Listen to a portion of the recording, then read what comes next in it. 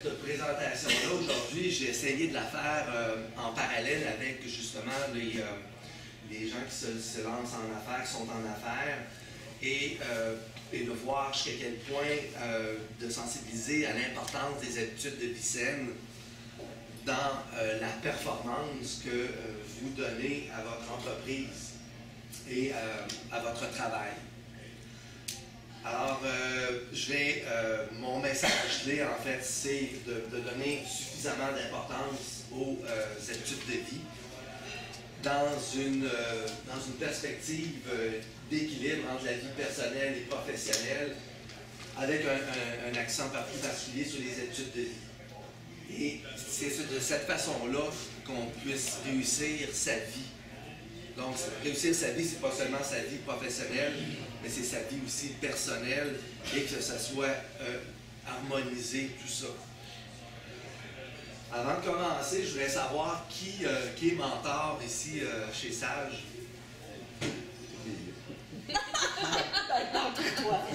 Et donc, les autres, est-ce que tous les autres sont des mentorés à ce moment-là?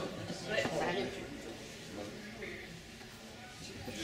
Alors, en étant coach Poids Santé, je suis comme un peu un mentor des individus dans le cheminement de le changement des habitudes de vie saine.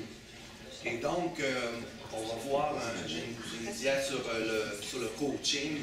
Je vais parler de mon coaching ici et vous allez voir qu'il y a quand même un parallèle à faire intéressant entre le mentorat et le coaching.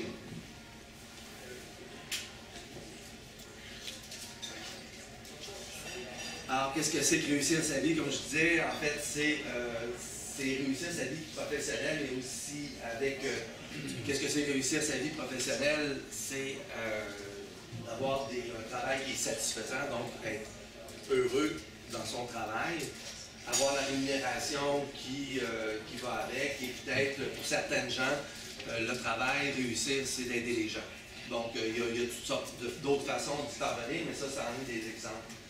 Il faut aussi réussir sa vie au niveau professionnel, familial et social, donc 3 sphères dans lesquelles on entretient des relations harmonieuses avec notre environnement, nos amis, notre famille, incluant aussi des confidents pour pouvoir évacuer des problèmes, mais aussi avoir des loisirs, de la détente, être en santé.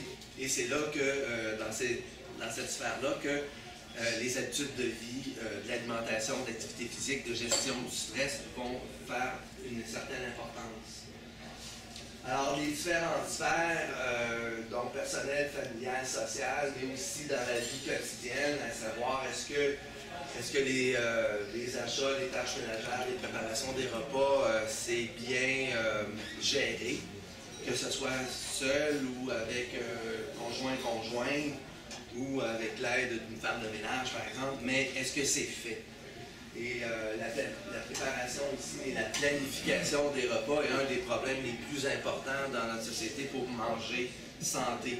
C'est ce qui avait ressorti d'une étude de l'année passée sur la difficulté de manger santé à l'heure du souper. Et pour mettre toutes ces sphères-là en harmonie, bien, il faut d'abord connaître ses besoins. Ses besoins en conformité avec ses valeurs. Alors ça, c'est aussi donc un travail que j'ai fait cet été avec le groupe Passerelle afin de déterminer qu'est-ce que je faisais avec ma carrière. Donc j'ai perdu mon emploi, il y a le stress, il y a le deuil à faire, tout ça. Donc il y a tout des cheminements que vous devez peut-être connaître. Et on finit par s'analyser pour savoir qu'est-ce qu'on veut dans la vie. On analyse nos besoins, nos valeurs, et c'est là que j'ai déterminé que j'ai mon besoin d'autonomie, de liberté et de gérer mes propres activités était très importante, suffisamment pour dire je sors de ma zone de confort. On va voir les zones de confort tantôt. Pour sortir de ma zone de confort et dans lesquelles j'avais un travail à temps plein rémunéré, dans lequel j'étais confortable, j'avais quand même suffisamment de latitude, j'avais de la satisfaction. Mais aussi, c'est que j'avais toujours un boss et puis des mandats et je ne pouvais pas vraiment continuer d'évoluer après 15 ans, rendu à la fin quarantaine. Et l'évaluation des besoins et de mes valeurs ont fait en sorte que ça m'a conforté dans mon désir de devenir travailleur autonome.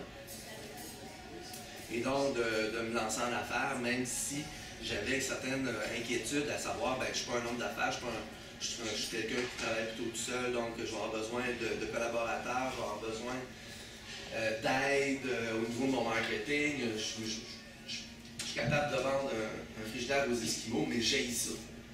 Okay? Donc, pour passer ces parts-là, il faut pouvoir se conforter envers soi-même, et en affaires, il faut savoir où est-ce qu'on s'en va et pourquoi on le fait.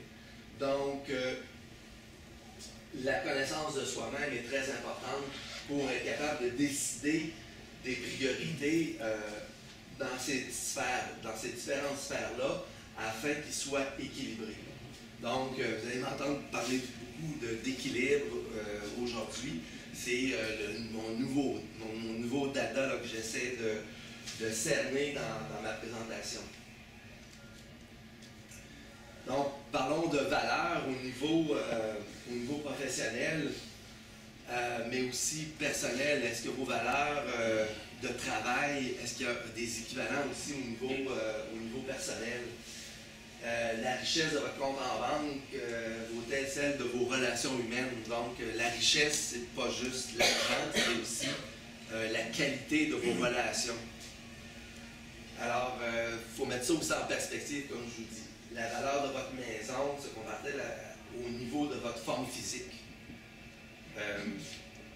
Moi, la forme physique, bon, vous me connaissez peut-être comme nageur. D'ailleurs, ceux qui sont abonnés à ma page Facebook vont me voir régulièrement en costume de bain.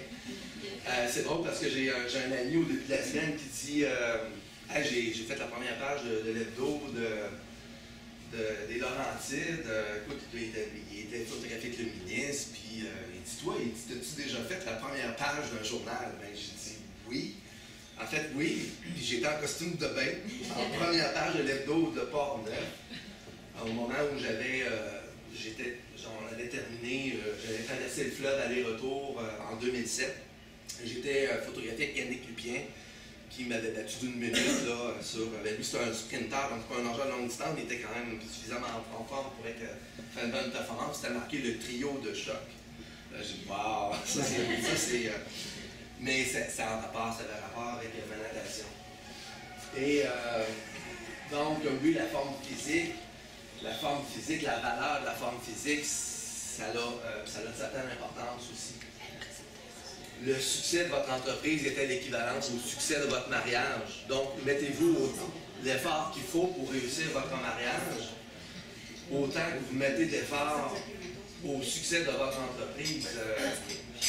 J'ai souvent eu le témoignage de gens d'affaires qui réussissaient en affaires, mais ils disaient « Ah ouais, mais moi, ma vie personnelle, c'est un fiasco. » Là, je me suis toujours posé la question « Pourquoi? » Si les gens d'affaires savent comment réussir, savent comment mettre tout en œuvre, c'est quand même assez complexe d'être en affaires, que de ne pas pouvoir l'appliquer au niveau de sa vie personnelle.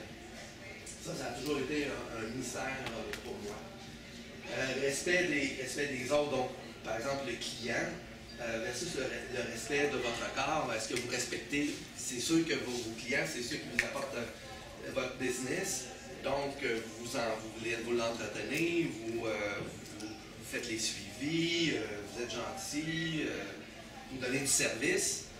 Est-ce que vous faites la même chose avec votre corps? Est-ce que vous l'entretenez comme il faut? Est-ce que vous le nourrissez comme il faut? Est-ce que vous gérez votre stress comme il faut?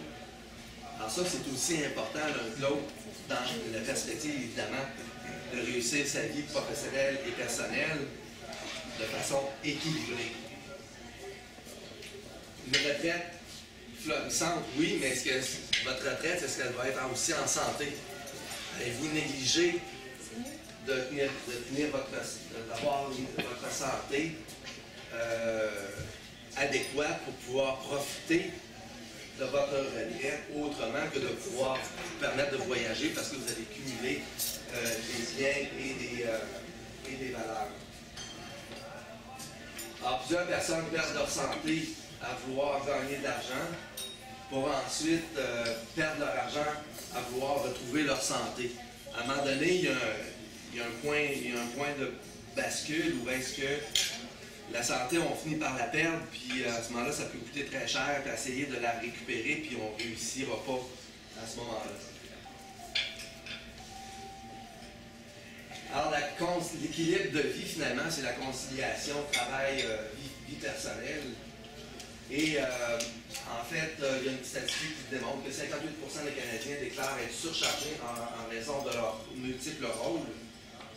Et pour trouver l'équilibre, il faut concilier ces différentes priorités. Donc, comme je disais, mentionné auparavant, les différentes sphères, si on tient compte de toutes les sphères dans lesquelles on doit mettre certains efforts, on peut devenir perdu à utiliser notre temps, on peut devenir débordé et stressé. Donc, il faut pouvoir, en se connaissant bien, connaissant nos besoins et nos valeurs, de faire des priorités pour savoir si je fais de l'activité physique, ben, si j'en fais 3 fois par semaine, ça va faire la job pour être suffisamment en forme et pour être performant au travail. Plutôt que d'en faire 5 fois ou 6 fois comme moi, pour laquelle moi j'ai des visions de performance sportive et pour laquelle c'est important.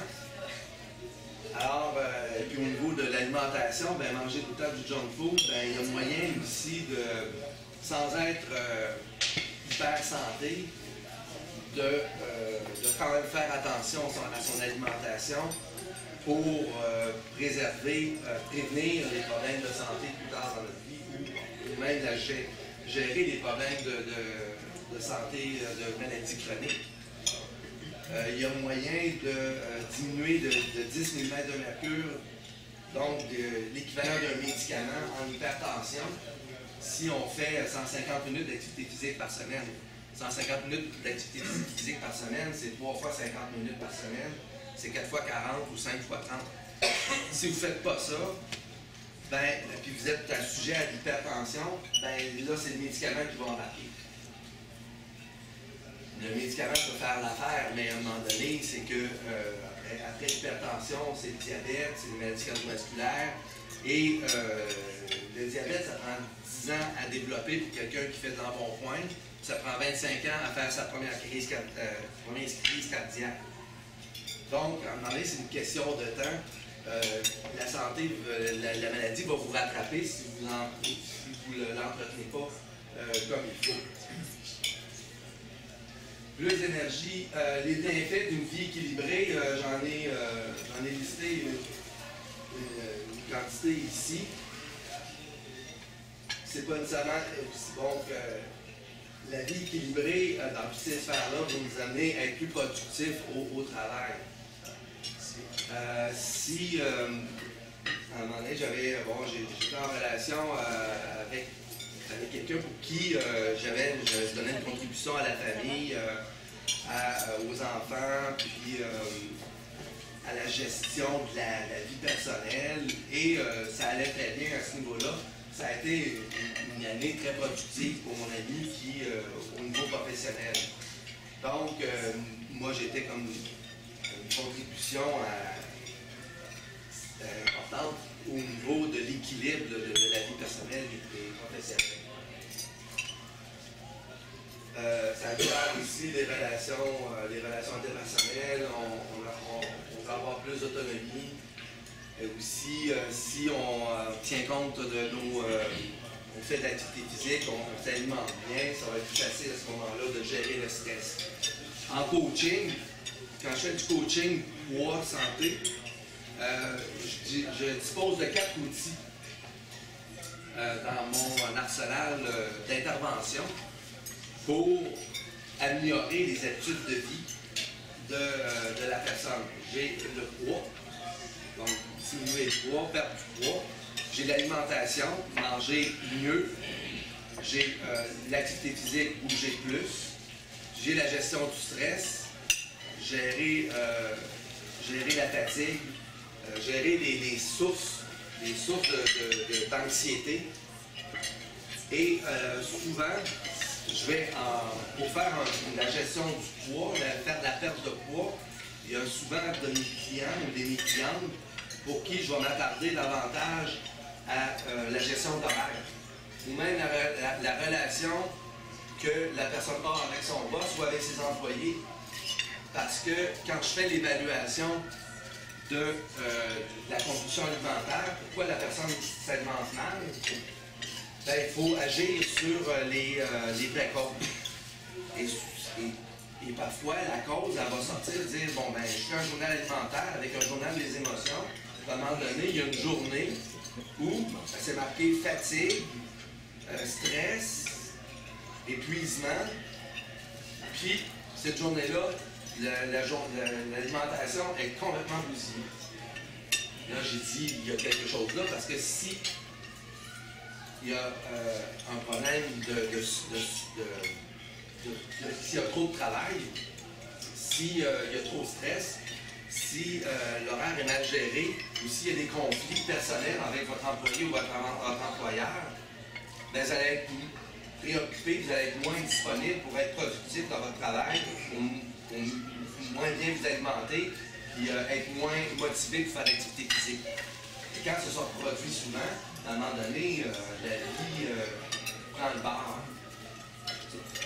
Alors, la gestion des habitudes de vie a beaucoup rapport avec cet équilibre des différentes sphères de notre vie professionnelle, personnelle, et va aider à être plus productif et plus heureux au travail. Et ça marche. Donc, en faisant pour qui c'est important et qu'il y a une relation, parce que bon, moi, je me cantonne aux habitudes de vie. Donc, si ça, tout ce qui a un rapport avec votre vie et qui a un lien avec l'alimentation, ça m'intéresse. Le reste, c'est pas de mon ressort, c'est pas de ma spécialité. Mais s'il y a de la fatigue, il va falloir arriver à gérer cette fatigue-là. À ce moment-là, on revient aux priorités. On vient à l'affirmation de soi, on vient à l'estime de soi, on vient apprendre à dire non pour être capable de focusser sur les bonnes choses qui sont importantes. Si se chicaner par principe avec quelqu'un pour qui vous draine votre énergie, ben, ça ne vaut pas la peine. Il faut se protéger. Donc, il faut agir avec la bonne façon avec les bonnes personnes pour se conserver son énergie, pour la rendre disponible, pour aller faire son sport, pour mieux s'alimenter, pour gérer son stress.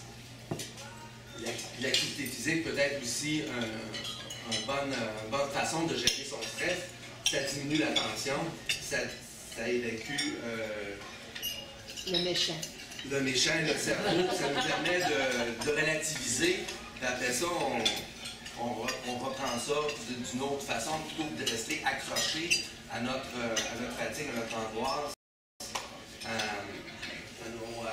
notre sensation dépressive. Une vie équilibrée. Donc, ça va être en harmonie avec la santé et donc, c'est un peu le résumé de ce que je viens de vous mentionner sur l'importance de l'habitude de vie dans la vie. Ici, c'est une image en anglais, mais qui illustre très très bien le rôle du kinésiologue, parce que c'est ce que je suis là. Je suis docteur en sciences d'activité physique, au niveau recherche, au niveau universitaire, mais kinésiologue au niveau de ma pratique privée de coach. Et quand on met la santé au cœur de notre intervention, ben, comme je vous disais, j'ai plusieurs, sur le contrôle du poids, j'ai 3 ou 4 outils que je peux mettre de l'avant et que je veux être en harmonie et équilibré. Donc, j'ai l'alimentation. Donc, l'alimentation, Je n'irai pas dans les détails aujourd'hui, ce n'est pas le but de la présentation. Si vous voulez qu'on va avoir une période de questions à la fin, si vous voulez avoir des trucs plus techniques, on va pouvoir en discuter simplement. Ou est-ce qu'on met une certaine importance sur les fruits et les légumes, sur le pain bien entier pour aller chercher suffisamment de fibres. La variété, c'est un des termes importants, là, un des trois principes de l'alimentation santé. On va avoir besoin d'exercices, que ce soit au niveau aérobique, au niveau de la forme musculaire, avec un peu de flexibilité. Et on va aller aussi faire la gestion du stress. Et dans la gestion du stress, vous voyez, l'exercice revient comme une méthode de gestion du stress. La gestion du stress, c'est de voir les effets sur l'anxiété, la dépression. Si toutefois on a des outils comme la relaxation, le yoga, d'aller prendre une marche, ça permet de mieux relaxer. Et de se mettre ici des buts dans la vie, donc en fonction de nos besoins et de nos valeurs, et ça peut nous aider à gérer plus notre stress. Le repos est aussi très important. Le repos pour l'athlète, quand il veut performer, il y a deux façons de procéder. Il faut s'entraîner intensément, mais il faut aussi se reposer entre les séries pour pouvoir repartir avec plus de vigueur, plus de force. Donc, la récupération entre deux entraînements est très, très importante. Ça fait partie de l'équation de performance. Ce qui fait que, en coaching poids, une des questions que je pose dans mon questionnaire d'habitude de vie, c'est combien d'heures de sommeil vous avez à chaque nuit. Si c'est 6 ou 6,5, il en manque peut-être un peu, puis vous allez vous en rendre compte. Donc, on doit essayer de voir pourquoi on se couche tard. On se couche tard, qui fait en sorte qu'on empiète sur notre sommeil. Parfois, c'est parce qu'on travaille trop. Puis pourquoi on travaille trop? Bien, peut-être parce qu'on ne délègue pas assez. On ne délègue pas assez parce qu'on est les control freaks. Donc, si je veux avoir plus de temps pour m'entraîner, je veux ne pas être trop fatigué, et pour ça, je dois dormir suffisamment. Finalement, votre problème, c'est que vous êtes trop contrôlant. Vous voyez le lien? Donc, on est capable de le faire en discutant, en coaching individuel, personnel.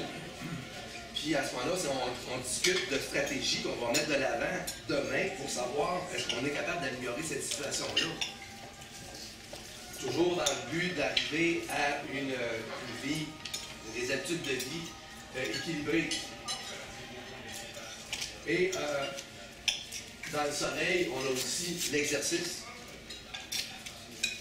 Quand on a un exercice, quand on fait de l'exercice, ça aide aussi à relaxer, à déstresser.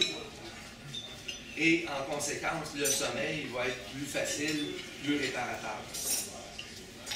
Donc, on voit à quel point l'exercice, aussi relié avec la diète, va être un élément important du contrôle du poids et de la perte de poids.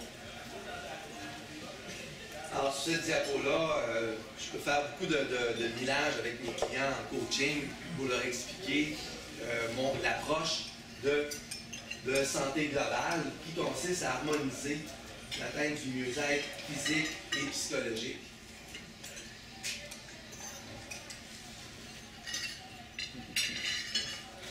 Investir en santé dans les études de vie saine, c'est un peu un parallèle que je fais ici. C'est comme un peu comme investir dans l'achat d'une voiture. Les hommes d'affaires que je connais, on parle souvent de voitures. Puis habituellement, c'est pas parler de la Toyota Corolla. Là. Ça, on n'en parle pas parce que c'est utilitaire, ça permet de se déplacer d'un point A à un point B. Mais j'ai des amis qui ont des belles voitures, des belles grosses voitures, puis des fois, ils me le font même essayer. Je me souviens cet été d'avoir essayé une Mercedes SLK 350, c'était comme wow, ça, c'est ma voiture. Lui, il en avait une, là. Fait que là, il me l'a passé, puis j'étais allé, c'était un ami du Vermont. Là, j'étais allé me promener en campagne, c'était merveilleux, parce qu'il y avait plus de courbes. Là, j'ai pu voir à quel point la tenue de route de la SLK 350 décapotable dans l'été, au mois d'août, au moment qui fait 30 degrés, c'est agréable. Mais j'ai des amis qui mettent tellement d'argent dans leur voiture, et je me dis, mettez-vous autant d'importance dans la façon de réussir vos changements d'habitude de vie. Vous allez me dire que vous n'avez pas les moyens de vous payer un entraîneur personnel ou d'un coach si vous en avez vraiment besoin. Il y en a qui vont faire, ces changements-là par eux-mêmes, puis c'est très bien. Il y en a qui vont...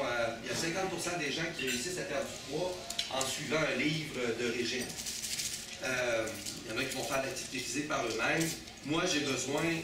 moi, m'entraîner tout seul, j'ai ça, ça ne marche pas. J'ai au moins mon groupe le midi avec qui je m'entraîne, dont j'envoie. Puis ça, c'est très, très important. On n'a pas de coach, mais on est tous des élites, des old-timers de la natation au Québec. Et c'est important que je puisse avoir ce groupe-là. Donc, mon abonnement au PEPS, au moment où j'étais encore sur l'assurance emploi cet été, c'était comme je prends-tu mon abonnement au PEPS? Ben, je dis oui, je l'apprends parce que c'est important, il faut que je continue de m'entraîner avec mes volets. Plutôt que de dire, ben, je vais plutôt, comme alternative, aller m'entraîner au Parcours au Canada, pour lequel il y a une belle piscine qui est à 1 km de chez moi. Et donc, le capital santé, capital d'investissement, c'est investir dans une voiture. Est-ce que vous investissez aussi dans votre alimentation de la même façon, d'avoir des aliments santé? Une voiture, ça demande d'entretien. Vous faites votre entretien périodique, je suis convaincu, à tous les 6 ou 8 000 km. Oui, n'est-ce pas? Est-ce que vous faites votre entretien, l'entretien de votre cœur de la même façon, de façon périodique? Est-ce que vous faites l'activité physique? Est-ce que vous faites votre check-up annuel chez votre médecin pour pallier, puis s'il commence à avoir des problèmes, de pouvoir y pallier? Vous regardez la puissance du moteur de votre voiture, ça peut être très important, 250 chevaux. Est-ce que votre cœur aussi a la puissance équivalente de 250 chevaux d'une voiture performante?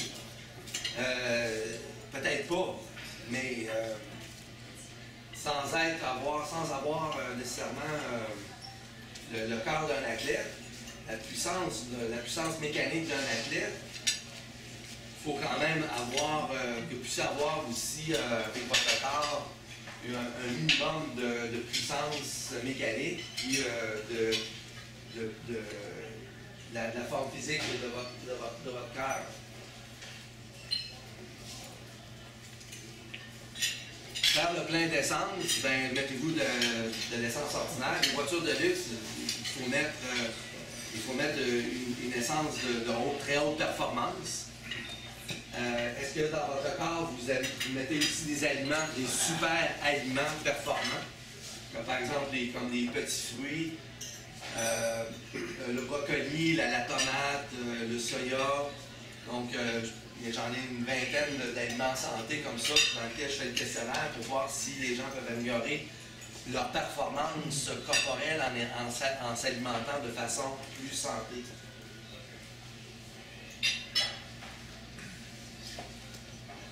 La consommation d'essence de votre voiture qui fait 60 km qui fait 20 litres ou 20 km au litre, ben ça c'est une très bonne performance de consommation d'essence. Ça peut être aussi important pour vous au niveau économique. Est-ce que votre consommation d'oxygène de votre cœur vous permet aussi de bien performer? Moi,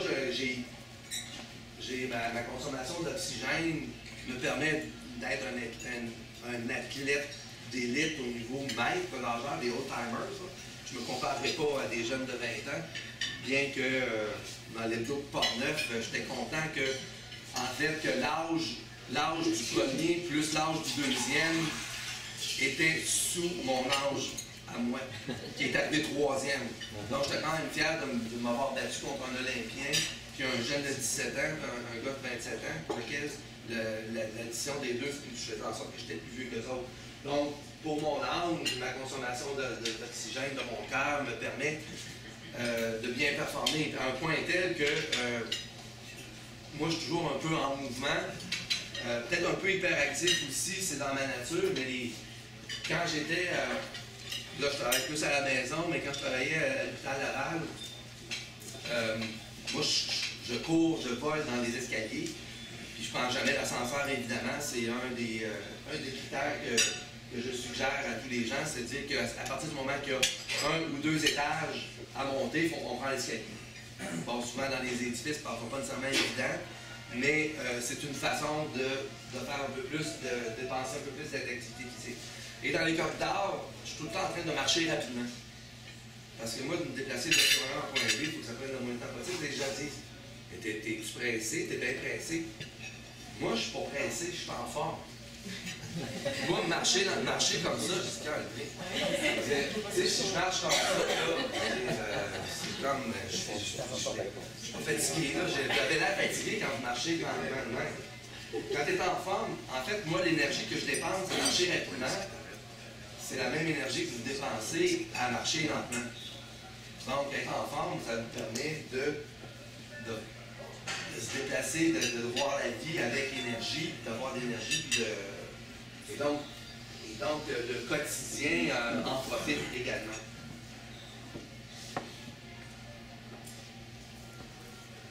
Donc, si ce que je vous ai dit jusqu'à présent fait du sens, il commencerait temps de vous poser la question, est-ce qu'il serait temps de se poser la question de faire le ménage de votre vie? Êtes-vous prêt à faire le ménage dans vos habitudes de vie pour améliorer soit votre alimentation, gérer mieux votre stress, dormir mieux ou faire l'activité physique de façon suffisante? Ben, faire le ménage de votre vie, c'est comme faire le ménage de votre maison. Faire le ménage de votre maison, vous la faites probablement toutes les semaines, seul ou avec d'autres, mais c'est fait. OK? Vous faites votre lavage, c'est propre, c'est bien rangé. De temps en temps, vous allez faire le grand ménage du printemps, donc vous allez faire un effort pour aller être encore plus propre sur l'ensemble de la maison. De temps en temps, vous allez ranger votre paperasse, vous allez ranger vos boîtes. Vous allez faire du ménage dans votre paperasse pour que ce soit bien ordonné. Vous allez faire vos finances à la fin de la semaine ou à la fin du mois pour être sûr que les revenus et les dépenses balancent. Mais est-ce que vous faites la même chose dans vos habitudes de vie? Donc, est-ce que vous entretenez suffisamment votre corps avec l'activité physique? Est-ce que vous mettez suffisamment d'efforts d'énergie pour faire le ménage dans vos relations humaines, par exemple, d'éliminer les relations qui sont toxiques, qui vous grugent vos énergies et qui, d'abord, bon, vous savez qu'il faut bien s'entourer en affaires avec des gens qui sont un peu meilleurs que nous parce qu'on va apprendre d'eux autres. Si on ne fait pas ça, la vie va être stressante. Puis le stress, la gestion du stress, ça fait partie de la gestion saine des habitudes de vie équilibrées. Donc, faire le ménage dans les habitudes de vie, c'est est-ce que je fais suffisamment d'activité physique? Est-ce que je m'alimente suffisamment bien? Est-ce que les stresseurs, les éléments de notre vie, de votre vie, qui vous amènent à être anxieux, est-ce que vous devez faire des des efforts pour pouvoir diminuer ce stress-là, il ne serait-ce que faire des exercices de relaxation, s'accorder du temps pour soi, donner suffisamment de temps à votre famille, à vos amis. Savez-vous combien ça prend de semaines de vacances pour être un travailleur optimum? Je me souviens plus qui a fait l'étude. 3 mois, je dirais. 52. Je me souviens plus de l'organisme qui a fait cette étude-là, mais qui disait pour être suffisamment reposé, pour être toujours sharp, toujours à l'affût dans notre travail, il fallait pas loin de 8 semaines de travail, de congé par année pour être optimal. 2 mois. 2 mois. Si vous pouvez vous le permettre, tant mieux. C'est que quand on se repose suffisamment, on vient tout le temps à l'affût et en contrôle de notre travail. Mais en fait, c'est de vous dire que vous devez... une des questions dans la gestion du stress que je révisais hier, c'était est-ce que vous utilisez... Bon, là, vous êtes pas mal tous en affaires, là, mais ceux qui sont travailleurs, qui ont une certaine banque de congés, c'était est-ce que vous utilisez toute votre banque de congés? Ou si vous accumulez des congés d'une année à l'autre, vous allez remettre ça dans votre retraite. C'est comme important d'utiliser toutes les vacances que vous avez prévu vous accorder pour être le plus performant possible.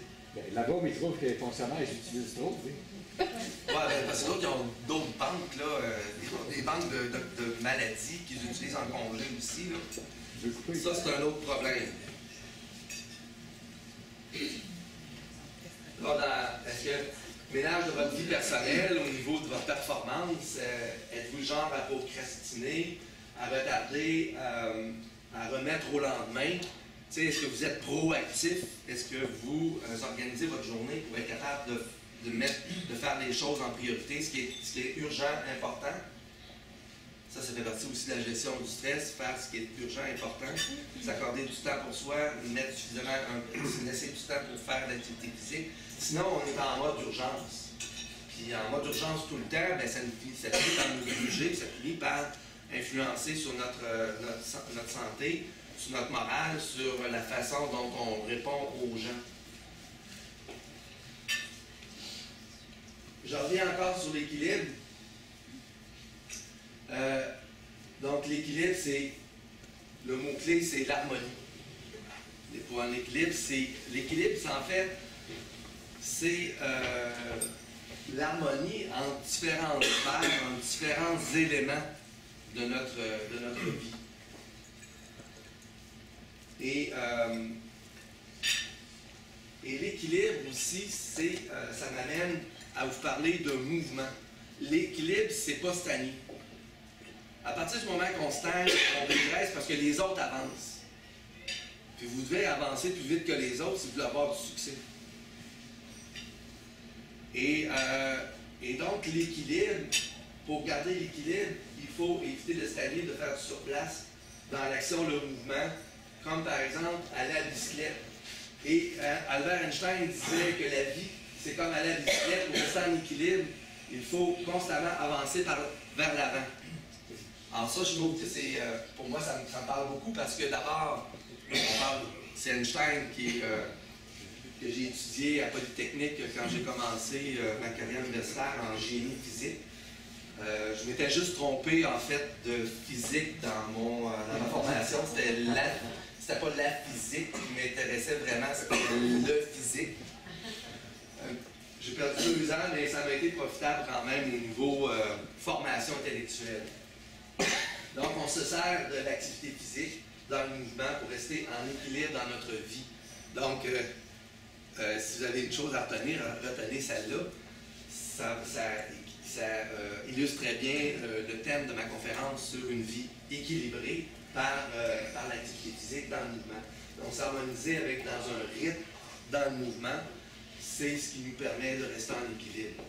Ce qui fait que pour rester dans le mouvement, en équilibre dans le mouvement, il faut toujours savoir où est-ce qu'on s'en va. Si on ne sait pas où on s'en va, on risque de trébucher, on risque de... Puis il faut venir voir les coûts, il faut savoir où est-ce dans la direction qu'on prend. Et souvent, dans l'élaboration des objectifs que je fais en coaching, c'est parfois, il faut que je revienne tout le temps. C'est drôle, les gens que je coach en perte de poids, en changement d'habitude de vie, c'est comme, OK, on en est rendu où dans notre poursuite de notre objectif? Oui, on veut perdre 50 livres, mais le premier objectif, c'est d'en perdre 20. Puis, ce 20 livres-là, on s'est donné 1 livre par semaine, 4 mois, puis ça va être d'ici Noël. On est rendu où depuis cet été vers Noël? Est-ce qu'on a fait la moitié du chemin?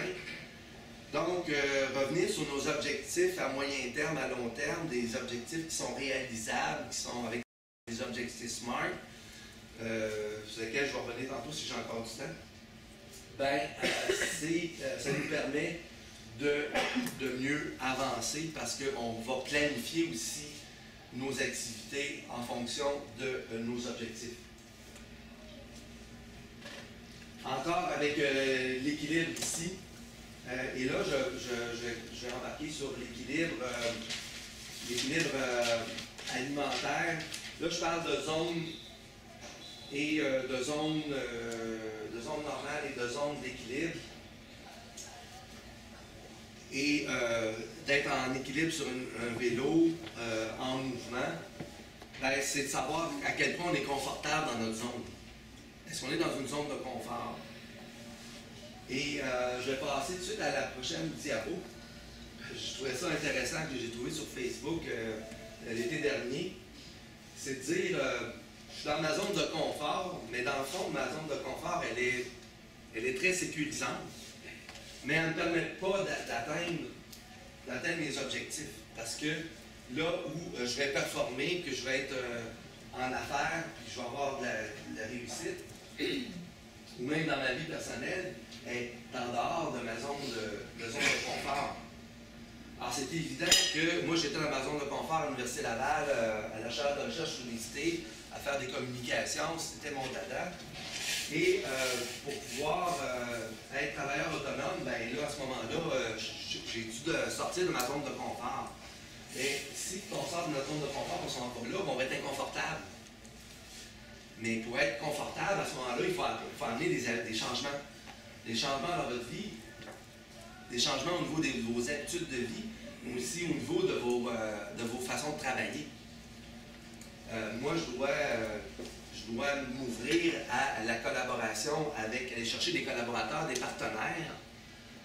Et en fait, il va falloir agrandir cette zone de confort-là pour aller inclure la zone de magie. Puis ça demande un cheminement, ça demande peut-être du coaching, ça demande du mentorat aussi, pour pouvoir savoir qu'est-ce qu'on a besoin pour acquérir ce qui est nécessaire au niveau de nos compétences, au niveau de notre confiance. Parfois, c'est juste d'éliminer des peurs. On a peur d'avancer, on a peur, là, on se met à stagner, qu'on ne prend pas de décision. Si on a des peurs, il faut les adresser. Puis si on a des peurs, ça nous conforte dans notre façon de dire, je ne réussirai pas, ou c'est pas comme ça que je vais prendre d'autres façons, puis quelqu'un, un mentor, va vous dire, regarde, cette part-là, élimine-la, parce que c'est important de pouvoir passer à travers pour être capable d'aller chercher plus de compétences, plus de collaboration. Moi, je dois solliciter. Moi, ma part, c'est de me faire rejeter, par exemple, parce que je sollicite de l'aide de quelqu'un. Moi, j'essaie de m'organiser tout le temps par moi-même. Si l'analyse de mon plan d'affaires me dit qu'il faut que je vende, je vais être obligé de vendre. Puis mon problème en ce moment, c'est de vendre. C'est le marketing. J'haïs ça vendre. J'haïs ça me vendre. Fait que il faut que j'aille chercher des collaborateurs qui vont me dire, regarde, à un moment donné, arrête d'avoir peur, puis fonce, puis ça va être correct, là. À un moment donné, il faut travailler sur sa psychologie. Puis au niveau de l'activité physique, la motivation de l'activité physique, c'est un peu la même chose. Il faut y aller de la bonne façon. Si vous avez peur de vous noyer parce que vous allez nager, apprenez à nager. C'est tout simple que ça, mais vous ne l'apprendrez pas tout seul, vous allez l'apprendre en suivant des cours, par exemple. Il faut y aller lentement, progressivement pour ne pas vous blesser. Il faut la faire de la bonne façon. Donc, un coach vous permet d'avoir c'est un guide qui vous permet de mettre des balises dans lesquelles vous allez avoir du succès. Puis, faites-moi confiance, puis je vous ai analysé, je commence à vous comprendre. Puis, allez vers ça, puis vous allez réussir. Mais c'est sûr que la motivation intrinsèque, puis la discipline, puis la responsabilité, elle vous revient de part entière. Moi, je suis juste là pour vous sécuriser, puis faire en sorte que vous alliez de l'avant. Au niveau de l'alimentation, on parle aussi de l'alimentation équilibrée, un peu comme votre budget. Est-ce que votre budget est équilibré? Est-ce que vos revenus et vos dépenses sont suffisamment équilibrés qui va faire en sorte que vous ne ferez pas faillite en dedans d'un an ou 3 ans? Donc, d'avoir du mentorat aussi permet d'assurer ce genre d'écueil-là qui pourrait arriver, d'avoir un budget équilibré. Si on veut aussi contrôler son poids, il faut aussi avoir une alimentation équilibrée avec la dépense énergétique. Ce qui fait qu'en coaching, c'est simple, on fait un journal alimentaire de 3 jours. On regarde qu'est-ce qui est consommé en dans 3 jours, puis on élimine, puis on fait aussi des calculs des besoins énergétiques de la personne en fonction de son activité physique. Et la zone d'équilibre qui permet de contrôler son poids, c'est 200 calories. Plus ou moins 200 calories. On essaie de rester dans cette zone-là. S'il y a des fins de semaine, on dépense, c'est la fête, ça arrive, on le fait, c'est plus 1000 calories. Pour équilibrer notre budget calorique, il faut équilibrer sur la semaine. Puis la semaine, ça veut dire que si la fin de semaine a trop bien été au niveau du plaisir alimentaire, mais mal été au niveau de le potentiel de prendre du poids, on va faire attention dans la semaine suivante, dans le reste de la semaine, du lundi au vendredi, pour qu'au bout de la semaine, on ait été équilibré. Donc, on va être moins 200 pendant 5 jours, puis ça va équilibrer. Mais ça s'apprend, ça. Ça s'apprend. Oui? Il y a des mortels qui ne suivent pas un programme spécifique. Comme hier, j'arrivais de Sherbrooke, je me suis dit, OK, j'ai mangé des chips. J'ai vendu. Mais je n'ai pas comptabilisé que. Je sais que Rodrigue va en parler, par exemple, sur le comptabilisé. Je suis parce que ça. Mais on ne comptabilise pas ça au niveau de la dans le sens que. Oui, il faut que ça soit intuitif. En fait, c'est moi le coach qui calcule. Dans ce concept-là, c'est ça. Mais, tu n'as pas de problème de surpoids trop. Si tu vas contrôler ton poids, C'est ça, on t'aime tout ça. intuitivement, ta marge de manœuvre, ton équilibre énergétique, finalement, tu réussis à la conserver. Moi, mon credo, le credo du gouvernement, là, au niveau de l'activité, au niveau des habitudes de vie, c'est bouger plus, manger mieux. OK? Moi, je suis un gourmet, je fais de la cuisine, je m'intéresse à la gastronomie, j'adore manger. Fait que moi, mon credo, c'est bouger plus, manger plus. OK? Je mange plus. J'en mange des chips. J'en mange des chips. Mais quand je mange des chips à 10 h le soir, j'ai mangé 1 heure le midi, j'ai dépensé 600 calories, j'étais à 3000 calories par jour. J'en ai-tu une marge de manœuvre au niveau des calories? En fait, les chips me permettent de conserver mon poids.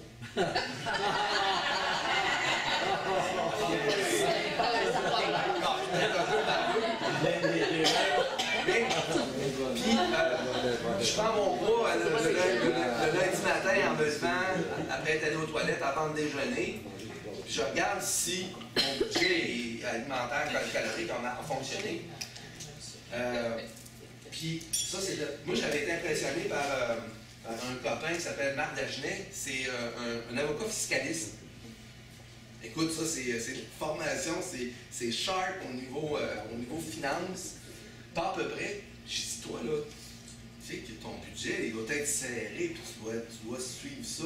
Je dis non, je regarde mon compte de banque, moi, à la fin du mois, puis si mon fonds de roulement est encore stable, tout va bien. Moi, je disais, hey, tu fais ça, toi, prendre tes cartes de crédit, puis cocher dans ton compte de banque pour savoir si tout va passer, puis tout correspond, puis tu sais, les revenus, dépenses, puis dans sa vie personnelle, puis non, je regarde, faut que je dépense, puis j'ai revenus, puis ça balance, ça. Mais c'est intuitif. Puis pourtant, c'est quelqu'un qui est très formé en équilibre, financier. Donc, moi aussi, je fais ça.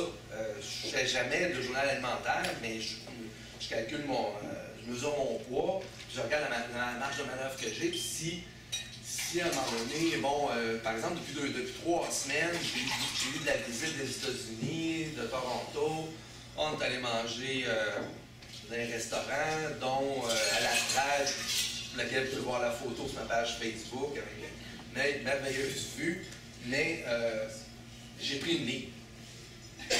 J'ai gagné une livre. Donc là, une livre, c'est pas dramatique, mais je suis en contrôle de poids. Ça veut dire qu'il faut que je fasse attention dans les 3 semaines qui suivent. Ça doit faire 3 semaines. C'est pour ça que pendant cette livre-là, je peux me remettre à manger des chips. Puis en lâchant pas mon activité physique. Donc moi, l'équilibre de mon... ça se fait. Mais quand vous avez un problème de poids, c'est parce que intuitivement, ça ne marche pas. Donc, puis là, il faut regarder qu'est-ce qui revient trop souvent, puis qui est en balance positive à tous les jours. J'ai un client cette semaine, il avait perdu 25 livres, puis là, il a recommencé à en prendre. Ça a été stable pendant un bout de temps, puis là, il a recommencé à prendre un petit peu de poids. Là, j'ai dit, là, il faut le journal alimentaire. On refait le journal alimentaire, je veux savoir ce qui se passe. Là, dans le déjeuner, mon déjeuner standard, c'est 400 à 500 calories. 400 calories pour une femme qui fait un régime à 1500 calories, puis 500 calories pour quelqu'un qui fait un régime à 1800, 2000 calories. OK? Ce 400-500 calories-là, j'ai des options, puis c'est assez bien standard. Parce qu'à partir du moment qu'on déjeune de façon standard, on a déjà le tiers de la journée de régime. Fait que là, son déjeuner était à 600 calories. Mais moi, je donne, ma consigne, c'est deux pains céréales féculents le matin. C'est-à-dire, c'est 2 tranches de pain ou une tasse de céréales. Mais là, c'est parce que là, il y avait une tasse de céréales, un pain, puis il y avait un pain aux bananes. Et de ça, c'est 2 féculents. Là, tu es rendu avec 4. Là. Puis comme tu as le droit à 6 dans ta journée, tu n'as plus de marge de manœuvre le reste de la journée. Fait que là, j'avais déjà 100-200 calories. Juste le déjeuner, j'étais... Regarde, je dis ça, là, ça marche pas. Je peux pas avoir les deux. Oui, mais c'est bon.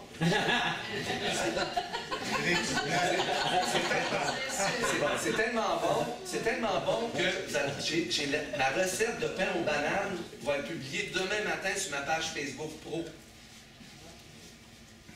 Parce que j'ai des noix dedans, j'ai les bananes qui sont trop mûres, j'ai des petits fruits, un peu de fromage à la crème là-dedans, c'est très bon le samedi matin, mais si tu fais ça, prends pas des céréales et des toasts avec ça. Tu sais, je veux dire, tu peux ton pain avec un yogourt, un fruit frais, pas de jus, ça va faire 4 à 500 calories, puis ça va être correct aussi, là. Donc, on néglige pas le plaisir. Il est 100 calories. Hein? Sans trop de calories. Trop de calories.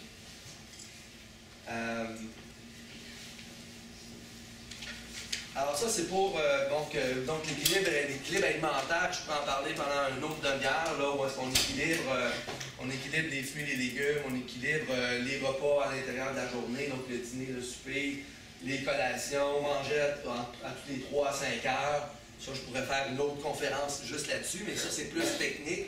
Ça, je réserve ça pour d'autres occasions. Un autre dia ici qui parle beaucoup, c'est au niveau du contrôle du poids en rapport avec la dépense énergétique fournie par l'activité physique. Moi, je vous ai dit, bougez plus, mangez plus. Ce que ça veut dire, c'est que ma dépense énergétique par l'activité physique ici, lorsqu'elle est très élevée, je suis en mesure d'être en contrôle instinctif de mon poids, parce qu'ici, je suis en équilibre énergétique par rapport à ce que je mange. Donc, je vais manger ce que j'ai besoin pour être en équilibre énergétique. Puis ça peut même supposer manger un dessert le soir, ou peut-être même des chips.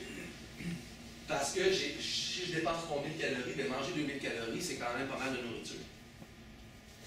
Sauf que, moi, pas faire d'activité physique et être en équilibre énergétique avec un apport énergétique qui va me permettre de contrôler du poids, je vais avoir bien de la misère. Bien de la misère. Parce que je suis un gourmet, puis j'ai des tentations aussi. Et souvent, c'est que quand on ne dépense pas assez d'énergie par l'activité physique, ben, on est dans une zone de déséquilibre qui nous fait prendre du poids parce que c'est répété. C'est 50 calories, 100 calories par jour, c'est 1 livre par mois. C'est 10 livres par année. C'est pas beaucoup, là. Mais c'est plus instinctif. Il faut faire plus attention. Donc ça, c'est mon argument choc pour militer en faveur de l'activité physique pour le contrôle du poids. Bougez plus, mangez plus, et être toujours en contrôle de votre poids. Sinon, il faut faire plus attention, il faut avoir des stratégies, il faut être plus serré au niveau de ce qu'on nous permet. Moi, j'ai des clientes qui font presque pas d'activité physique. Je les regarde manger, ils mangent vraiment pas beaucoup pour être en équilibre énergétique. Je dis, my God, je ne voudrais pas être comme ça. T'sais, je préfère faire plus d'activité physique, manger plus, puis être en contrôle instinctif plutôt que d'être en contrôle cognitif du poids corporel. Et il reste combien de temps? On est rentré à quelle heure? 9h16. OK. Je vais faire quelques diapos, on va commencer à prendre des questions. Si vous avez des questions tout de suite, là, on peut tout de suite aussi passer à la session, à la deuxième partie de ma présentation. Un fonds de prévoyance, un fonds d'investissement, bien, vous mettez de l'argent de côté pour votre retraite. Est-ce que vous faites la même chose avec votre capital osseux pour éviter l'ostéoporose? Bien, ça, c'est l'activité physique qui vous permet de maintenir à flot votre capital osseux. Sans quoi, il se dégrade. Le capital osseux qu'on a, il est à son maximum à 25 ans, puis il commence à se dégrader. Dépendamment, bon, si vous avez pas assez de calcium, de vitamine D, si vous ne faites pas assez d'activité physique, l'activité physique permet de maintenir à son maximum la minéralité des os, ce qui va prévenir l'ostéoporose. Fonds de prévoyance, la crise cardiaque, c'est un état d'alerte, c'est une menace. Si vous ne la traitez pas, vous risquez d'en faire une deuxième dans les 2 semaines qui suivent, et à la deuxième, vous avez 50% des chances de mourir. J'ai un copain cet été qui est venu me voir, qui dit « mal au bras, étourdi, pas de problème, j'ai mon cholestérol est haut. » J'ai dit j'ai envie de faire une crise cardiaque. J'ai dit si j'étais pas, j'irais à l'hôpital. C'était dimanche, je faisais beau. C'est ta première. J'ai dit tu vas en faire une deuxième. La deuxième, je suis pas sûr que tu vas survivre. Il m'a pas écouté. Il en a fait une deuxième. 3 semaines plus tard. Puis là, quand je suis allé au camping, son ami est venu me voir, il dit pas un bol, Jean-Guy a fait sa deuxième crise cardiaque, mais ils l'ont réchappé. Puis effectivement, il avait confirmé que s'il venait pas rapidement à l'hôpital, qu'il perdait parce qu'il y avait 3 artères de bouchée, puis à ce moment-là, il était sur le bord. Donc, en fait, ceux qui sont à risque de crise cardiaque, qui ne veulent pas faire de changement d'habitude de vie parce qu'ils mangent mal, ils ne font pas d'activité physique, ils sont trop gros, pas de problème. Moi, je ne suis pas quelqu'un qui va m'acharner avec quelqu'un pour. Ben, je peux faire des alertes, mais fais ta crise cardiaque, puis après ça, tu vas venir me voir, puis après ça, on va avoir du fun, parce qu'après ça, tu vas vouloir, parce que tu vas avoir eu tellement peur de mourir que là, tu vas y faire tes changements, puis là tu vas m'écouter. Là, j'ai du fun, parce que là, on fait de la réadaptation, on fait de la réadaptation cardiaque. Donc, avec vous, tu sais, c'est comme, quand tu es sur le bord de la crise cardiaque, là, c'est que ta capacité d'emprunt vient d'être atteinte et que ta banque te menace de faire faillite. Mais ça, tu t'en rends pas nécessairement compte parce que tu fais juste l'embonpoint, tu fais de l'hypertension, peut-être un peu de diabète, ton cholestérol est super haut, t'as des crises cardiaques dans ta famille, tu as comme les 7 facteurs de risque de maladie cardiovasculaire, tu es rendu dans la cinquantaine, tu es un gars stressé. Écoute, ça s'en vient, là, c'est sûr, ça s'en vient. Ça, c'est comme la crise cardiaque, c'est pas la faillite, mais c'est se mettre dans la protection, la loi de la faillite. la loi de la faillite. Puis après ça, ben c'est ça. La crise cardiaque, c'est tu te mets en protection. Après ça, est-ce que tu vas être capable de mettre les changements nécessaires dans la structure de ta compagnie ou de tes habitudes de vie pour prévenir la deuxième crise cardiaque? Alors, attendez pas à ce niveau-là, au niveau des habitudes de vie, pour pouvoir prévenir les problèmes de santé. La santé financière de votre foie, tu sais, on peut parler à ce moment-là de consommation d'alcool, de consommation de nourriture qui sont trop grasses, de gras saturés. Ça engorge le foie et ça met la santé du foie en danger. Vivez-vous sur du temps emprunté? Du temps emprunté, c'est de dire, en fait, ça va plus mal que vous pensez, puis vous êtes obligé d'emprunter pour faire en sorte que votre santé se maintienne. Et un autre de mes credos, moi, ce que je désire, c'est de pouvoir mourir en santé. Ça fait drôle parce qu'en fait, je ne veux pas être malade pendant 15 ans, en perte d'autonomie, puis qu'on me prolonge plus longtemps. Mais je veux l'espérance de vie en santé, c'est peut-être ce qui est le plus important. L'espérance de vie en santé dans notre société, c'est 69 ans, alors que l'espérance de vie, c'est 80 ans. Donc, la moyenne de la population va vivre malade à peu près 10 ans. Alors, moi, c'est de faire en sorte que je retarde le plus longtemps possible la maladie, puis que je puisse tomber malade à 80, puis que je meure à 81. Peut-être que mon espérance de vie va être peut-être plus haute que ça, parce que mon père est rendu à 88, puis il a fumé toute sa vie, puis il n'a pas fait beaucoup d'activité physique, mais chez nous, on n'a pas de problème, on ne mourra pas du cœur. Mon joker, c'est que ma mère est morte du cancer à 55 ans, il y a 30 ans. Mais l'activité physique permet de prévenir 30% des risques de cancer et permet aussi de prolonger la vie de ceux qui ont le cancer. Donc l'activité physique, c'est très très important en prévention primaire, en prévention secondaire, pour éviter de mourir de cette maladie-là. Donc, mon souhait de mourir en santé, c'est l'activité physique, en fait, je m'en sers comme assurance santé. Les assurances en affaires, alors c'est la même chose au niveau de la santé. Ayez une assurance santé et non pas une assurance maladie.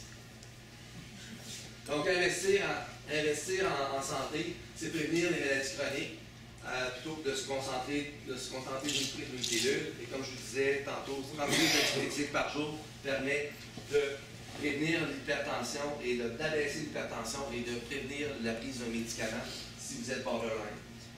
Excuse-moi, 30 minutes, est-ce qu'il faut que tu montes ton rythme cardiaque? C'est quoi 30 minutes d'activité physique? C'est intensité modérée. C'est par exemple au moins une marche rapide à 5 à 6 km à l'heure.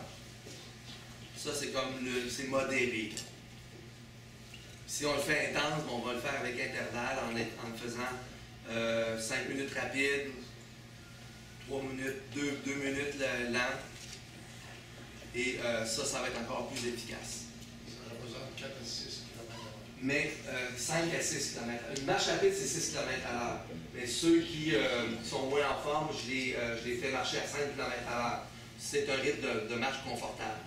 6 km à l'heure peut être un petit peu plus en forme. Mais c'est pas du jogging. En fait, quand je dis 30 minutes par jour, ça fait 150 minutes par semaine. Le 150 minutes par semaine, ben, vous le divisez de la façon dont vous voulez. Parce qu'en fait, 5% de la population canadienne fait 30 minutes d'activité physique par jour. Mais il y en a 15% qui en font 150. Ça veut dire quoi? Ça veut dire que le principe de faire 3 fois d'activité physique, 1 heure ou 50 minutes, prévaut et on atteint notre 150 minutes. Donc la nouvelle norme au Canada, c'est 150 minutes par semaine totale. Mais le 30 minutes, excusez-moi, il faut que ce soit consécutif. Là. Non, ça fait 3 fois 10 minutes. Ah, c'est ça, avec monter les marches Une en marche. courant, les descentes en courant. Une marche de 15 minutes le midi, C'est cumulatif. c'est cumulatif. 3 fois 10 minutes, c'est bon aussi. Je pensais que Pas de problème. Je peux faire une demi-heure.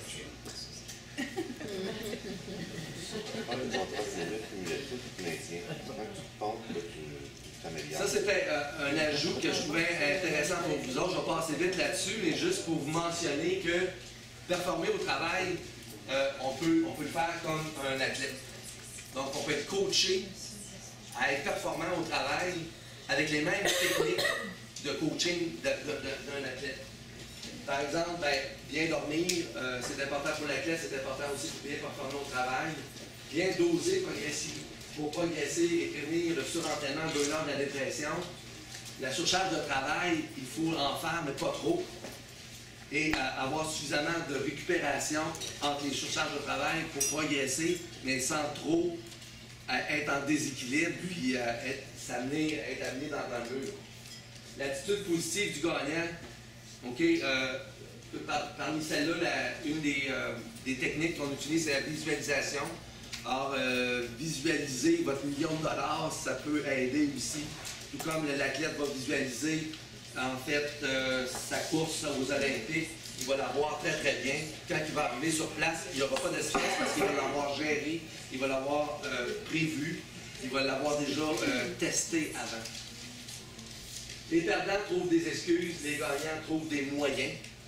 OK, donc ça, c'est au niveau de l'attitude. Les gagnants en affaires, comme les gagnants dans le sport, savoir ce que l'on veut et non pas seulement ce que vous ne voulez pas. J'ai des amis des fois qui arrivent à 40 ans et disent « Ah, moi, je sais pas ce que je veux, mais je sais ce que je veux pas. » Puis j'ai vu cet ami-là 10 ans plus tard, en effet, il était rendu à 50 ans, puis là, il est rendu à 60. Il me sort ça cet été, ça faisait 10 ans que je ne l'avais pas vu. Hey, je dis, toi là, faut que tu commences à savoir ce que tu veux. Je suis pas encore convaincu que tu dois savoir ce que tu veux. Fait qu'à un moment donné, si vous ne savez pas ce que vous voulez, faites un effort pour essayer de voir ce que vous voulez, toujours en prenant à vos besoins, puis à vos valeurs. Bien s'alimenter, c'est important pour l'athlète, c'est important aussi de performer au travail. Prévenir les blessures en prenant les bonnes techniques, mais prévenir les écueils en affaires en apprenant les bonnes façons de procéder. Oui. Il y a une chose moi, j'ai côtoyé des gens qui connaissent ça à la lettre. Oui. Et c'est stressant pour l'entourage. Et ils sont stressés. On veut dire un affaire, ils calculent, il faut qu'ils fassent leur exercice, il faut qu'ils mangent. À un moment donné, ils mettent 3-4 heures sur la table, il faut qu'ils mangent absolument. Parce que la performance, là, vous utilisez beaucoup le mot performance. Il faut que ce soit ludique aussi. Il faut que ce soit, parce que sinon, comment on s'assure de la permanence des changements, qui se l'approprient. Moi, je trouve que ça, c'est pas évident, là, de dire, OK, on arrive à telle place, maintenant on n'y arrive pas, de décourager la vie, puis on n'y arrivera jamais. Parce que les gens qui sont obèses ont une culture de l'échec aussi. Hein, oui. Ils ont essayé des régimes. L'auto-sabotage aussi, là, qui est un des thèmes que j'ai Comment cet aspect-là c'est l'équilibre, ça aussi? C'est l'équilibre. Bon, c'est pour ça, parce que au début de ma présentation, j'ai présenté les sphères. Puis si tu veux faire en sorte que chacune des sphères soit bien entretenue, ça demande beaucoup trop d'efforts. Ça devient stressant. Donc, c'est pour ça qu'en se connaissant bien, en connaissant nos besoins, on va choisir ce qui est bon pour nous,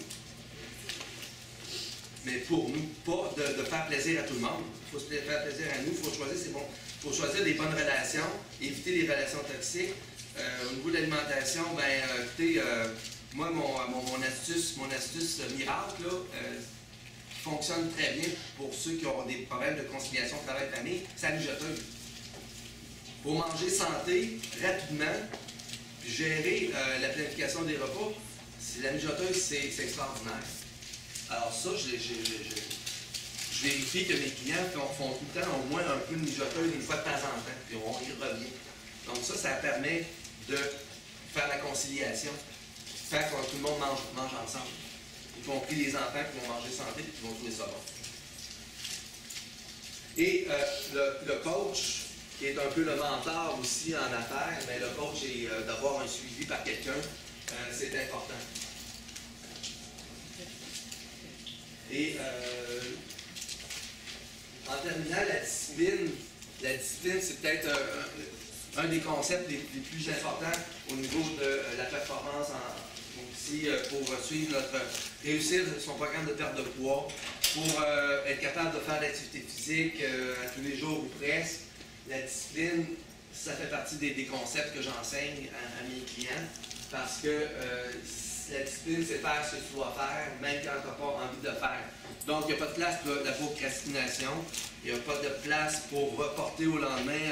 Alors, si tu ne sais pas comment le faire, ben, prends-les, puis délègue ou va chercher de l'aide, va chercher des collaborateurs, puis ça va fonctionner.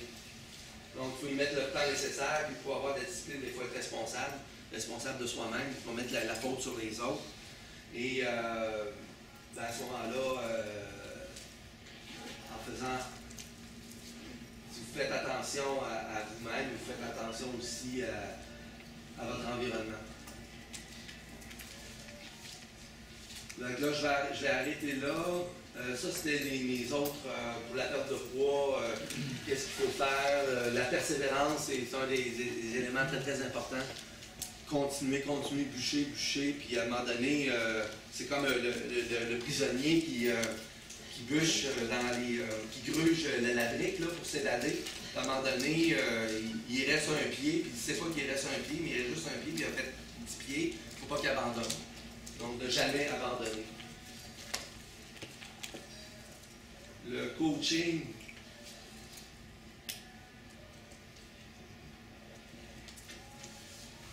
Alors, le parallèle entre le coaching et le mentorat, ben, c'est que le coach, c'est quelqu'un qui vous accompagne, qui vous guide, parce que c'est vous qui êtes responsable. Il va essayer de maintenir la motivation, mais la motivation de départ doit être déjà présente. On vous donne un cadre d'action avec du feedback, on vous reste motivé et il vous tient responsable de pouvoir accomplir ce que vous dites vouloir faire. Donc, mettre un peu de la rigueur dans votre démarche. Est-ce que vous trouvez que ça a de l'allure par rapport au mentorat?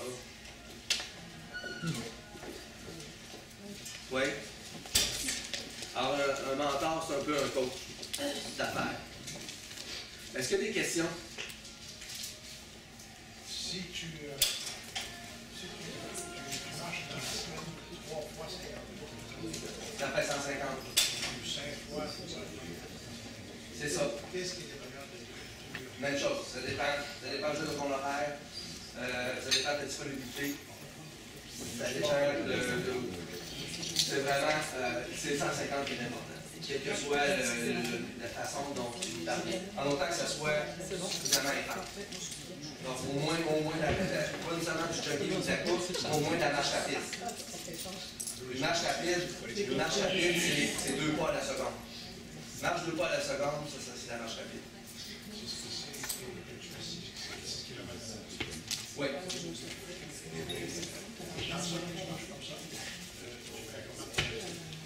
C'est à peu près 180 calories pour une demi-heure. 180 à 200, dépendamment du poids. Ça peut-être plus près de 150, 180, 200. Non, c'est pas énorme, c'est plus pour la santé, c'est pas pour la perte de poids. Pour la perte de poids, il faut en faire au moins 5 km. Il faut faire, au lieu de faire 15 km par semaine, il faut en faire 25. Parce que là, il faut mettre 300 calories au lieu de 200 pour la perte de poids. Sinon, c'est souvent compensé. Là. Donc, c'est meilleur pour la santé en général et pour le contrôle du poids. Pour la perte de poids, il faut en faire un peu plus. Oui? Une petite question sur un élément bien spécifique d'alimentation. Le café. Oui. Moi, il y a 2-3 ans, je peux avoir café du tout. Là, non, des fois aussi, j'en bois pas trop. J'ai l'impression, des fois, pour souper, quand je bois du café l'après-midi, ça compte un peu de moins d'appétit, ou des trucs comme ça. Je ne sais pas qu'est-ce que vous pensez de cet aliment-là sur l'effet sur l'ensemble de l'équilibre sur la... Santé Canada a statué que le maximum de caféine qu'on peut absorber dans une journée, c'est différent de 3 cafés. Au-delà de ça, il peut avoir des effets sur la santé qui peuvent être néfastes. Donc, c'est la quantité maximale tolérable. Okay? Au niveau des adolescents, c'est plus bas. C'est pour ça que les boissons énergisantes apportent des dangers. C'est à cause de la caféine qu'il y a dedans, entre autres. Donc, 3 cafés, c'est le maximum. Est-ce qu'ils sont relancés sur le nombre de coups dans la semaine si quelqu'un en boit 2 à 3 par jour à tous les jours de la semaine? C'est à tous les jours. OK. Ouais. Une bonne habitude, c'est d'en prendre seulement le matin. À la pause, ça devient comme une habitude. Est-ce que c'est une habitude pour vous stimuler? Est-ce que les parents ont besoin de ça pour vous stimuler? Ou vous ne pouvez pas vous stimuler d'une autre façon? Ou c'est simplement une mauvaise habitude? C'est-à-dire qu'on prend une pause, on prend un café. C'est comme ceux qui ont la mauvaise habitude d'avoir de la cigarette. C'est comme café et cigarette, ça va ensemble. Ou bien on prend une pause, on prend une cigarette. Ça devient comme une mauvaise habitude et ça devient aussi une dépendance. Une dépendance. Mais effectivement, ça stimule le système nerveux. Mais le soir, il faut oublier le café le soir, mais ça, vous devez vous connaître suffisamment pour savoir si vous pouvez prendre du café ou non le soir. On va plutôt remplacer par un thé vert, par exemple. J'ai une question. Est-ce qu'en vieillissant, le métabolisme de base sûrement diminue? Parce que, si je regarde mon alimentation, j'ai jamais vraiment. Je trouve ça stressant. C'est sûr que j'examine pas ça à la liste, mais je dirais qu'on prend du poids en vieillissant. C'est parce qu'on diminue les activités. On diminue les activités. Il y a tout ça qui joue dans la balance. Il y a tout ça qui joue dans la balance. Un enfant, un adolescent, ça bouge tout seul. Ouais. Ça bouge. Puis en vieillissant, on s'assoit plus. On s'assoit plus. En fait, c'est pas juste de faire l'activité physique, d'en faire moins, c'est qu'on devient plus sédentaire. On reste assis plus longtemps, on bouge, on est juste un peu moins alerte. On est aussi un peu moins en forme. Donc, on se déplace moins rapidement, on se déplace moins.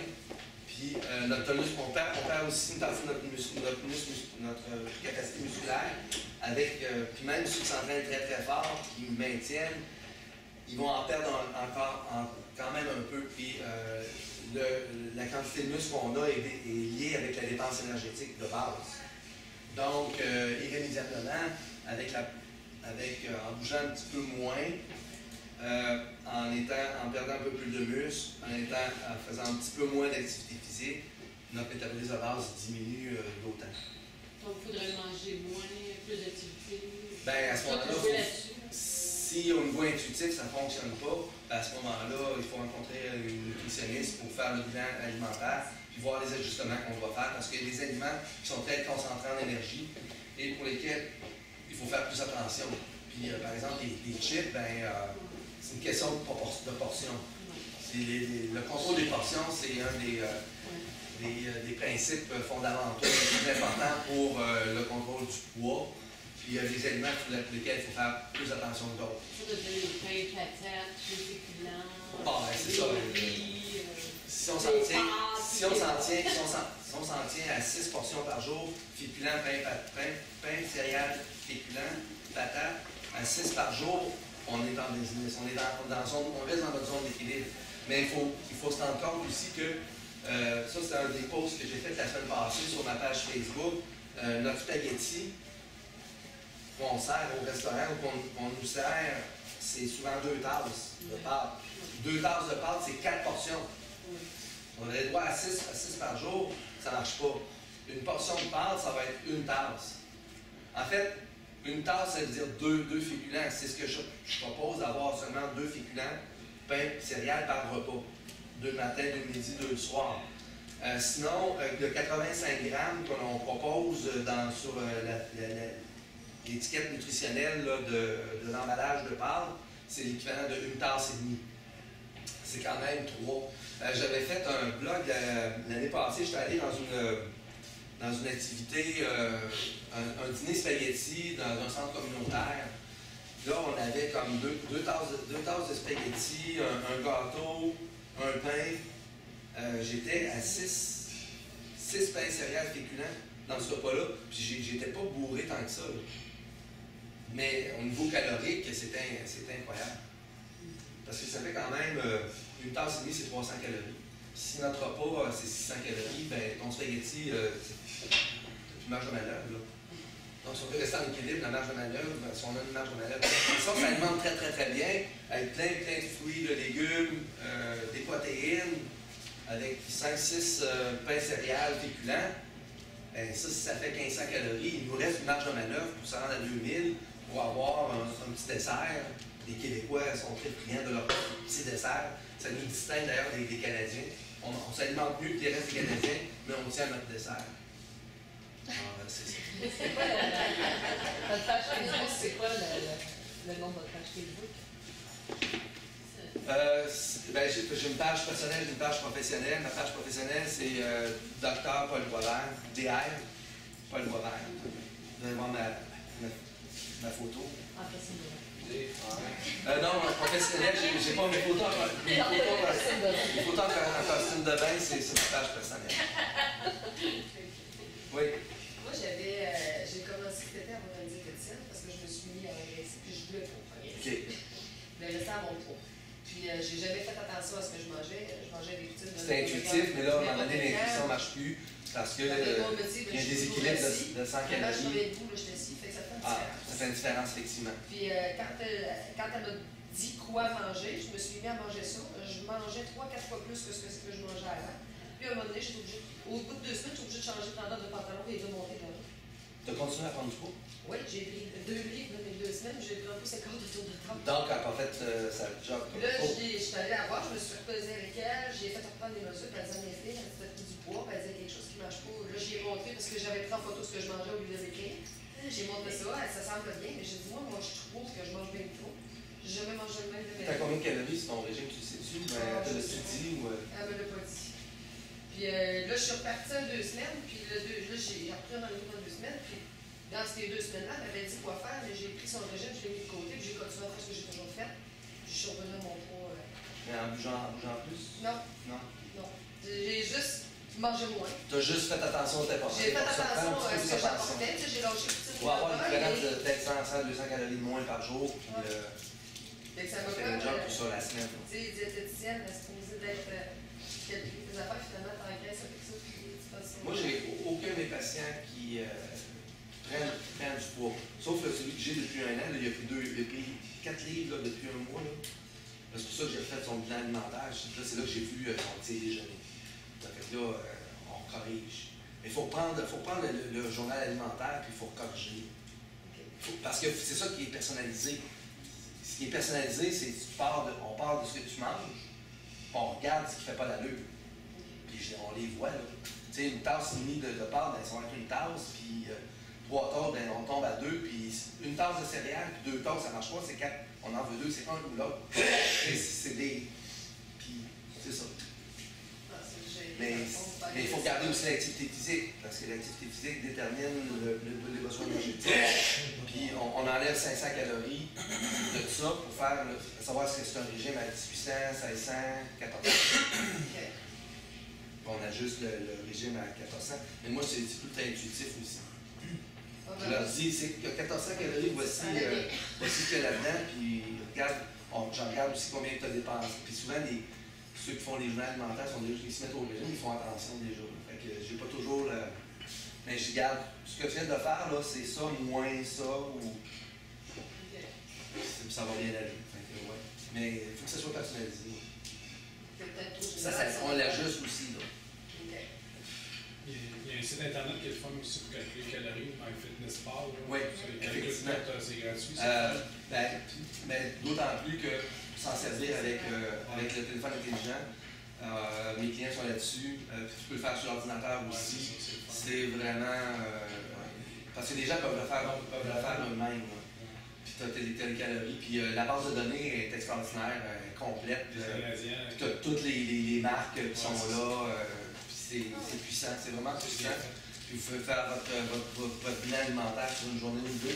Il y en a qui ont besoin de ça. Moi, j'essaie d'amener les gens à être intuitifs, à ne pas le faire. Mais à un moment donné, si ça marche. Comme moi, je m'en rendais compte que le déjeuner, justement, ça montait vite. J'ai un client qui va le faire au cours de la journée. Il va rentrer son déjeuner, dîner, son standard. assez facile. C'est le soir, c'est après 4 heures.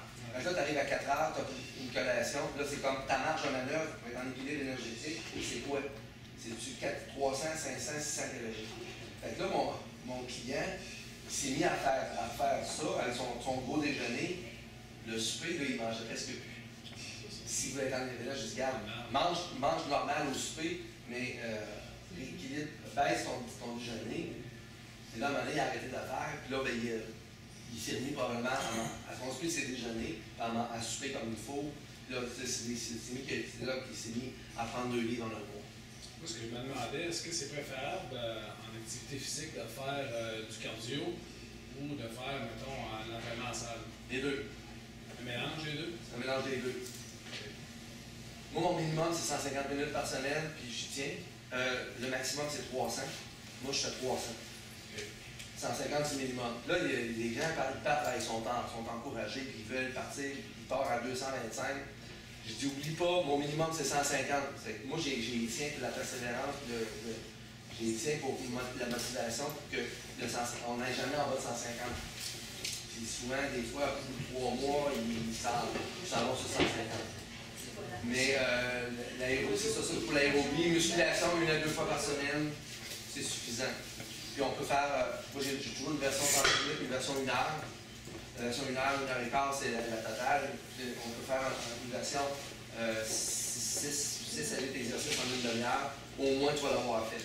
Parce que c'est maintenir le tonus musculaire au niveau de la dépense énergétique, puis de faire en sorte que tu conserves tes muscles, surtout quand tu es au régime.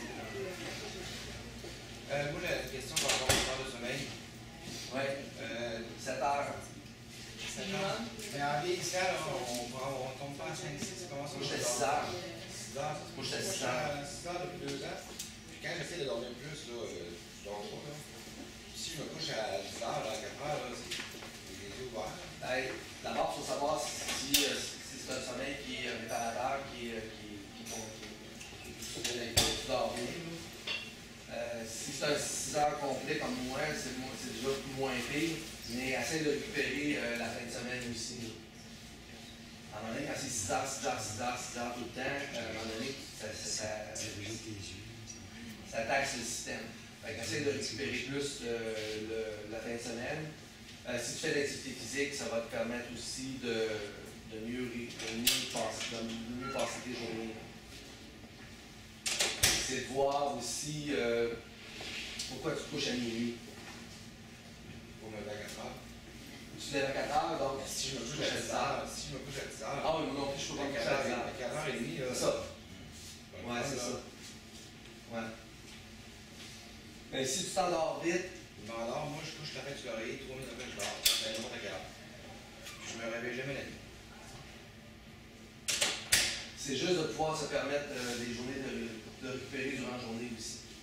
D'avoir des moments calmes, que ce ne soit pas une journée toujours go. Donc, l'activité physique permet de déstresser. Regardez, le moment que j'avais une cliente, c'était comme, peux-tu prendre 10 minutes juste à bien penser, là, récupérer, faire une petite sieste en fin de journée aussi. 15 minutes, c'est réparateur.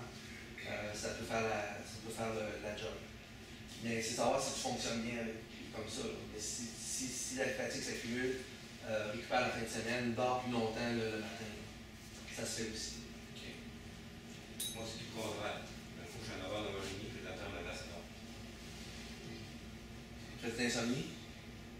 Non, ben, ça arrive peut-être une fois ou deux par jour que je fais pas bien, que je me réveille durant la nuit, mais là, c'est rare que je me réveille.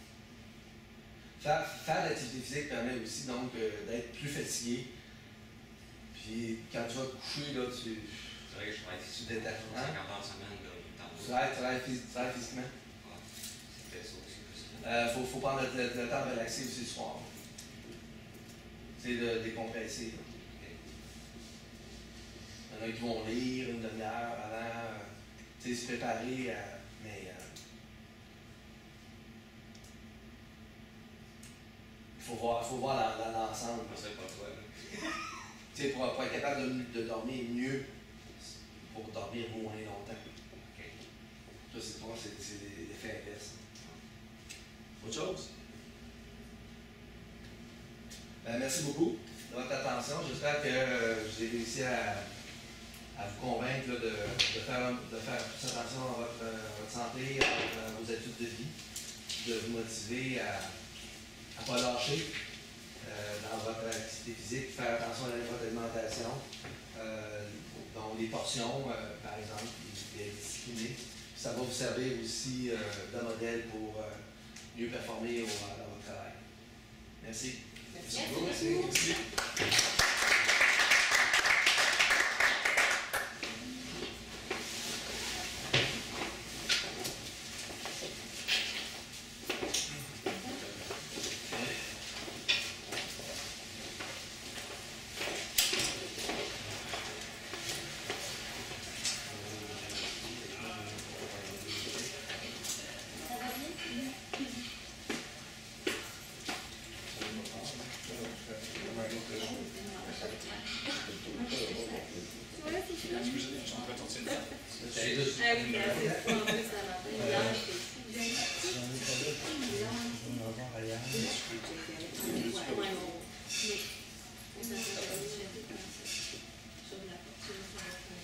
VOIS.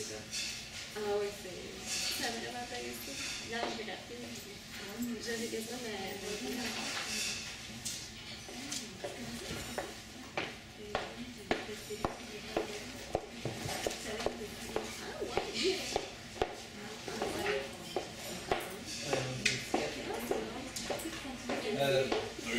Fais pas le bois vert dans Facebook. Fais pas le bois vert dans Google. Dans Google, ok. Fais pas le bois vert Québec. Dans Google, c'est sûr que tu vois. Tu vas me voir des photos possibles demain. Merci. Merci beaucoup. C'est bien intéressant. Merci beaucoup. Bonne chance dans vos nouveaux défis, de votre nouvelle carrière. Merci, au revoir. Merci. Merci. L'autre, c'est l'autre que j'utilise ici pour la course. On a des odomètres pour les vélos. On l'a aussi pour la course à pied avec le GPS. C'est Run Keeper. Run Keeper. N'est-ce pas, ça calcule les calories. Tu calcules les calories, tu rentres aussi ton activité physique. Run Keeper. K-E-E-P-R. Lui, il donne ta vitesse de marche et de course. Il donne en plus le trajet que tu as fait, la distance que tu as parcourue. Donc, tu n'as pas où tu as la distance. C'est un peu comme un odomètre, mais en plus, il sert de GPS. Je vais améliorer ma activité physique. C'est à 6 km/h. J'ai pris aussi votre adresse, vous l'avez dit tantôt sur Facebook, DR, VAUL, VOIS, VERT. Oui. C'est ça, votre adresse Facebook professionnelle? Oui, DR, oui. DR, on va le voir. VOIS, c'est ça. Merci à vous. Merci. Au revoir. Allez. Salut, à bientôt. Bye bye. Bon, ça s'est bien déroulé? Oui. Est-ce que les gens ont l'air d'avoir apprécié? Toujours plus de contenu, mais au moins mon objectif était capable de jaser puis de faire le flow sans trop me fier à mes diapos. L'objectif, ça va être à un moment donné d'avoir moins de support visuel. Oui, c'est ça. Puis d'être capable de raconter une histoire. Pour les, ça, j'ai écouté pour les heures de sommeil, je pense que ça peut changer d'un individu à l'autre. Le besoin de sommeil, c'est juste qu'on. Mettons quelqu'un qui dort 6 heures par nuit. Juste aller réécrire. Ben, ça dépend de l'influence que ça a sur ta vie. Ouais. Ça dépend si c'est lié au stress ou pas. C'est lié au sport. Mais ça se peut pas que naturellement quelqu'un ait besoin de plus d'heures de sommeil qu'une autre personne, peu importe ce qu'ils font.